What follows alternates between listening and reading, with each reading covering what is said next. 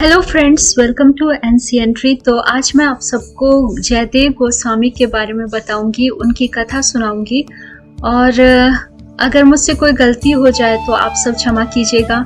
और अगर आप सबको कुछ करेक्शन होगा, यानी कि जो कथा मैंने नहीं कही होगी या फिर कुछ आप उससे ज़्यादा जानते होंगे, तो आप ज़रूर कमेंट बॉक्स में बताइएगा कथा क्या थी और क्या आप लोगों का क्या सोचना है उसके बारे में। मैं जो कथा सुना रही हूँ वो जयदेव जी गोस्वामी जी की पूरी रचना के अतिरिक्त भी बताऊंगी, क्योंकि उन्होंने जयदेव जी ने गीत गोविंद लिखा है। और ये जो रचना है उनकी वो बहुत ज़्यादा महान रचना है। भगवान जगन्नाथ को इतना ज़्यादा ये पसंद है कि गीत गोविंद जब गाया जाता है तो भगवान जगन्नाथ वहाँ पे स्वयं सुनने के लिए पहुँच जाते हैं। यानी कि जहाँ जहाँ गीत गोविंद गाई जाती है उसे सुनने के लिए वहाँ भगवान भी पहुँचते हैं। तो कहा जाता है कि बहुत शुद्धता बरत के ही गीत गोविंद गाना चाहिए, और ये उनके शुद्ध भक्तों को ही गाना चाहिए, या फिर जो उनकी भक्ति करते हैं, भगवान कृष्ण के भक्त हैं, वैष्णव हैं, उन्हें ही इस गीत का आस्वादन लेना चाहिए। और जो नहीं है उनके भक्त, उन्हें अपराध लगता है, ऐसा माना जाता है।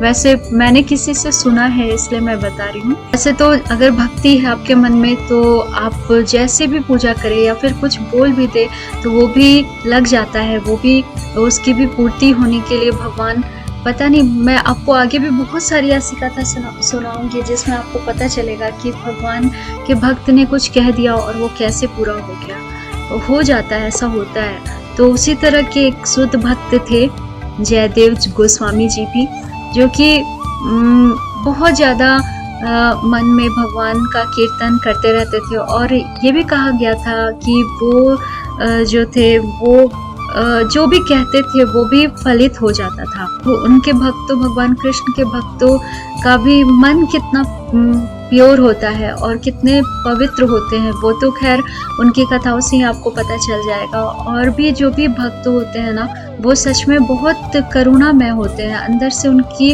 हृदय जो होता है बहुत कोमल होता है, सबके प्रति दया भावना उनके अंदर रहती है। जो दुष्ट होते हैं उनके प्रति भी उनके अंदर दया भावना होती है। क्योंकि बहुत सारा ऐसा कहा जाता है ना कि धरती ही एक ऐसा जगह है जहाँ पे बुरी और अच्छी आत्माएं दोनों एक साथ निवास करती हैं, और बुरे और अच्छे लोग एक साथ रहते हैं। बाकी कोई भी ऐसा ब्रह्मांड में ऐसा डायमेंशन नहीं है जहाँ पे एक साथ बुरे और अच्छे लोग हैं। अच्छे लोग सारे एक जगह और बुरे लोग एक जगह पे भेजे जाते हैं। तो ऐसा है। तो जब करुणा की बात होती है तो आपको यहाँ जब सुनिएगा इनके बारे में तो आपको आपका हृदय द्रवित हो जाएगा। लगेगा आपको अंदर से कि सच में जैसे भगवान राम का जो सेवक होता है, भगवान राम ने खुद कहा है कि निर्मल जन मन जन सो मोहि पावा, मोहि कपट छल छिद्र न भावा। तो भगवान राम के भी वही भक्त हो सकते हैं जो छल कपट से रहित हो, जो झूठ फरेब धोखेबाज और छल कपट करते हैं, वो भगवान को बिल्कुल प्रिय नहीं है। तो इसलिए अगर आपको भगवान की भक्ति चाहिए तो शुद्ध भक्त बनने के लिए आपको भी वैसा ही आचरण करना होगा। भगवान कृष्ण, भगवान राम, उनके चरित्र को सुनिए, उनके भक्तों के चरित्र को सुनिए। ये समझती हूँ कि जो भगवान का चरित्र है उससे ज़्यादा उनके भक्तों का सुनिए तो भक्ति बढ़ती है। और उनके भक्तों का अगर आपको साथ मिल जाए या फिर सुनने, आजकल तो इंटरनेट पे इतना कुछ अवेलेबल है, उनकी भक्तों की वाणी सुनने से भी भक्ति बढ़ती है। और गीता में भी लिखा हुआ है कि भगवान सबको माफ़ कर सकते हैं, लेकिन उनके भक्तों को जो दुख पहुंचाता है उसे वो कभी माफ़ नहीं करते हैं। विचार शुद्ध रखिए, अनुसरण कीजिए, अनुकरण करने के लिए नहीं कहूँगी, अनुसरण कीजिए। क्योंकि अगर आपके आसपास कोई बहुत महान भक्त हैं तो उनसे आप मतलब जलन मत कीजिए कि वो आपसे ज़्यादा कैसे भक्ति पा रहे हैं, उनके अंदर भगवान की कृपा उनके ऊपर कैसे है। ऐसा कुछ नहीं होता है कि कोई इंसान है जो बहुत ज़्यादा मतलब भगवान की पूजा में है, लगा हुआ है, तो उससे आप जलन करें, उससे आप द्रोह करें। उससे द्रोह करने की ज़रूरत नहीं है। उससे अच्छा है कि आप उसका अनुसरण कीजिए। तो जयदेव गोस्वामी जो थे वो महान वैष्णव भक्त थे और वो प्रभु की लीलाओं का बहुत अच्छे से उन्होंने गीत गोविंद में संरचना की है, गीत गोविंद में उन्होंने उतारा है, बहुत अच्छे से लिखा है उन्होंने। और उसमें से कुछ पंक्तियां तो भगवान ने स्वयं लिखी है, तो वो भी आगे मैं बताऊंगी कि ऐसे था। तो उनका जन्म जो हुआ था वो भगवान जगन्नाथ की ही कृपा से हुआ था, क्योंकि उनके माता पिता बहुत लंबे समय से पुत्र या पुत्री संतान प्राप्ति का संकल्प लिए बैठे थे, लेकिन उन लोगों को संतान की प्राप्ति नहीं हो रही थी। तो फिर जो भोजदेव उनके पिता का नाम था और वामदेवी उनकी माता का नाम था। तो वो लोग जब बहुत लंबा समय हो गया तो किसी ने कहा कि जगन्नाथ जी ही अब एक सहारा है। तो वो लोग जगन्नाथ जी के पास गए, उन्होंने कहा कि हे प्रभु, हमें एक संतान की प्राप्ति करा दीजिए, और जब आप संतान की प्राप्ति करा देंगे तो अपने स्वार्थ के लिए संतान नहीं मांग रहा हूँ, मैं आपकी ही भक्ति को आगे बढ़ाने के लिए संतान की प्राप्ति चाहता हूँ। तो भगवान की कृपा से उनको जयदेव जी की प्राप्ति हुई।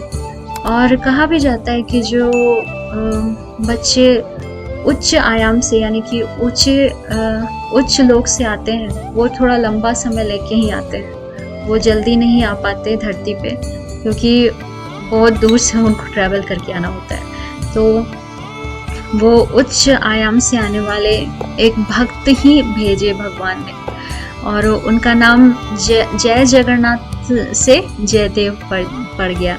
उनके माता पिता ने उनका नाम रखा। और वो बचपन में ही बहुत भक्तिमय थे।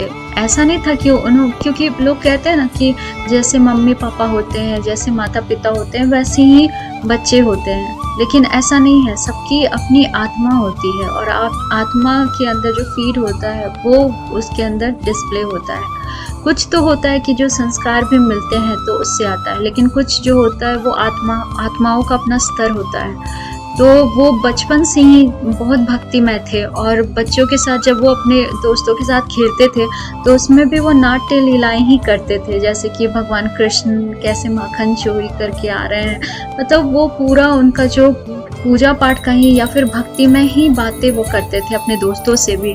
और जितने लोग रहते थे उनके आसपास, उनसे दोस्तों से यही कहते थे कि खेल कूद में क्यों जीवन बर्बाद करते हो, ये जीवन जो शरीर है वो वापस तो नहीं मिलने वाला है, इसलिए जब एक बार ये शरीर मिला है तो इसे भगवान की भक्ति में ऐसा लगाओ कि फिर से इस धरती पे ना आना पड़े, फिर से माँ के गर्भ में ना गिरना पड़े, और मुक्ति मिल जाए और भगवान कृष्ण की शरण मिले। वो हमेशा यही कहते थे कि ये जो आत्मा है, जीवन है, वो तो आत्म साक्षात्कार के लिए मिला हुआ है, कृष्ण की लीला का स्मरण करने के लिए मिला हुआ है। और बचपन से ही बहुत शुद्ध भक्ति थी उनका। तो एक बार स्नान करने के लिए वो के तट पे जाते थे वो, तो एक बार स्नान करने के लिए वो गए हुए थे वहां पे, तो उनको एक स्वयंभू विग्रह ही प्राप्त हो गया था राधा माधव का। तो गंगा नदी में उन्होंने हाथ डाला और वहां पे राधा माधव का एक मूर्ति मिला, तो वो अपने साथ लेके आ गए। मतलब इतने छोटे से ही उनके अंदर इतनी भक्ति थी कि उन्हें भगवान स्वयंभू प्रकट होके उनको राधा माधव का मूर्ति भी मिल गया था। जो भी महान भक्त होते हैं ना, उनसे तीर्थ भी आकर्षित होते हैं। मतलब जो भी तीर्थ होते हैं वो उनसे आकर्षित होते हैं। तो क्या हुआ था कि ये हमेशा जाया करते थे, तो एक बार गंगा जी ने इन्हें स्वप्न दिया जयदेव जी को, और कहा कि आपके जो घर के बाहर एक कुआं है, वहाँ उस कुएं में मैं आज से स्थापित होने जा रही हूँ, क्योंकि आपको उतना दूर आना पड़ता है स्नान करने के लिए। तो मुझे ऐसा लगता है कि आप अपना ज़्यादा से ज़्यादा समय जो है वो भगवान की भक्ति में लगा सके, और आपकी भक्ति इतनी ज़्यादा है कि भगवान को आप अपने पास स्थापित करके रखे हुए हैं। तो अब मुझे भी ऐसा मन होता है कि मैं आपके घर के पास आके स्थापित हो जाऊं। तो गंगा जी ने स्वयं स्वप्न में आके ऐसा कहा, और वो उनके कुएं में आके स्थापित हो गई थी। इतना पराक्रम था कि भगवान की भक्ति के कारण वो इतने शुद्ध थे कि माता गंगा भी उनके घर आके वहाँ पे कुएं में निवास करने लगी थी। और बचपन से ही वो बहुत विरक्त स्वभाव के थे। उनके घर में बहुत ज्यादा धन संपत्ति थी, लेकिन वो बहुत ज़्यादा विरक्त स्वभाव के थे। उनको उतना नहीं था कि धन संपत्ति, क्योंकि कहा जाता है ना भगवान कृष्ण है, उनके जो शक्ति है भगवान लक्ष्मी, राधा, सीता, तो उन्हीं का वामांग है वो। तो जहाँ भी भगवान कृष्ण रहते हैं वहाँ लक्ष्मी तो रहती ही है। तो उनके यहाँ भगवान कृष्ण स्वयं साक्षात थे, तो वहाँ पे बहुत धन संपदा थी उनके यहाँ, संपत्ति की कोई कमी नहीं थी। तो एक निरंजन नाम का एक चोर था, वो हर जगह चोरी किया करता था। तो उसने सोचा कि जयदेव जी जो है ये तो एकदम विरक्त हैं, इनको तो पैसा से कोई मतलब है नहीं और इनके तिजोरी इतनी भरी रहती है, तो क्यों ना इनको जाके ठगा जाए। उन्हें लगा कि चलो इन्हें जाके हम लोग ठगते हैं और इनका जितना पैसा है ना वो पूरा उठा के ले आएंगे। और इस तरह से करके वो गए। तो बोलते हैं क्या सीधे साधे लोग होते हैं, ऐसा नहीं है कि वो बेवकूफ़ होते हैं, वो समझते सब कुछ हैं, लेकिन ये है कि वो सामने वाले लोगों को दुखी नहीं करना चाहते हैं और इस कारण से वो खुद बेवकूफ़ बनने को भी तैयार हो जाते हैं।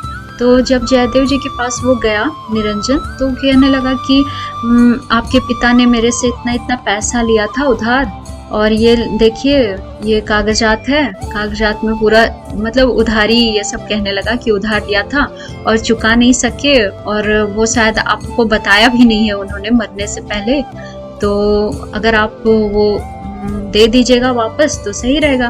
तो वो बोले जयदेव जी कि ठीक है, जितना उधारी था, यहाँ पे खजाना मेरा खुला ही हुआ रहता है, चाहिए जितना है उठा के ले लीजिए। तो वो सोचा कि अरे ये तो मुझे तो लगा था कि इन्होंने को तो कुछ पूछा ही नहीं, कितना आसान हो गया, काश मैं थोड़ा सा और ज़्यादा लिख दिया रहता पैसे का, मतलब यहाँ पे जो कागज़ में मुझे और ज़्यादा लिखना चाहिए था, ताकि थोड़ा आराम से और ज़्यादा धन उठा के मैं ले आता। तो वो क्या किया कि गया और उनके तिजोरी में से धन इकट्ठा करने लगा।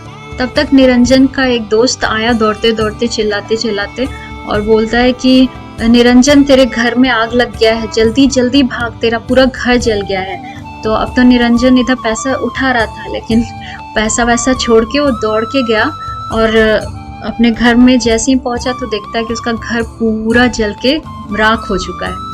तो वो जयदेव जी के पास आया और कहने लगा कि जयदेव जी, और बहुत रोने लगा, कहने लगा कि देखिए मेरा पूरा घर जल गया है, बहुत ज़्यादा नुकसान हो गया, मैं तो पूरा बर्बाद हो गया हूँ। तो जयदेव जी ने कहा कि अच्छा कोई बात नहीं है, तुम इतना चिंता क्यों करते हो, मेरे तिजोरी में से जितना नुकसान हुआ है वो भी ले जाओ तुम। तो वो कहने लगा कि नहीं नहीं, मुझे एक पैसा नहीं चाहिए आपसे, क्योंकि आपका मैं तो आया था ठगैती करने के लिए, और मैंने आपका शुद्ध भक्त का मैं पैसा चुरा रहा था, तो मेरा पूरा घर अभी के अभी नष्ट हो गया है, और मैं अब फिर से आपको ठगूंगा तो पता नहीं मेरे साथ क्या होगा। तो उस समय के लोग भी थोड़े थे जिन्हें पता रहता था कि अगर मैं गलत करूंगा तो मुझे फल भी गलत मिलेगा। आजकल तो लोग गलत करते ही चले जाते हैं और सोचते हैं कि देखते हैं आगे क्या होगा। वैसे फल तो मिलता ही है, गलत का गलत फल मिलता ही है, देर सवेर कैसे भी, लेकिन लोग जो है वो उस चीज़ को फिर भी लौकिक चीज़ है उसमें इतने ज़्यादा इन्वॉल्व रहते हैं कि वो गलत कर ही बैठते हैं। तो वो जो निरंजन था उसने बहुत माफ़ी भी मांगी और उसने ये भी कहा कि अब से मैं किसी भी भक्त को कभी भी बेवकूफ़ नहीं बनाऊंगा, मुझे माफ़ कर दीजिए, आज से मैं भी हरि कीर्तन करूंगा। और ऐसे करके वो निरंजन जो था वो भी एक तरह से भक्त बन गया, क्योंकि कहा जाता है कि भक्त की संगति मिलने पे ही भक्ति मिलती है। तो आई होप दोस्तों आपको ये वीडियो अच्छा लगा हो। अगर पसंद आता है तो हमारे चैनल को सब्सक्राइब कीजिए। राधे राधे, जय Shri Krishna. Thank you friends.